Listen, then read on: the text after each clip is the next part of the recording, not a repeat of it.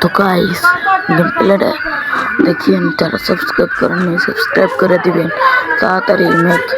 মাখি 7 আর 2 শটার আর কি মাইটটা দিয়ে দেখেন। ভিডিওতে লাইক আর সাবস্ক্রাইব করে দিন। আমার অনেক ছোট চ্যানেল,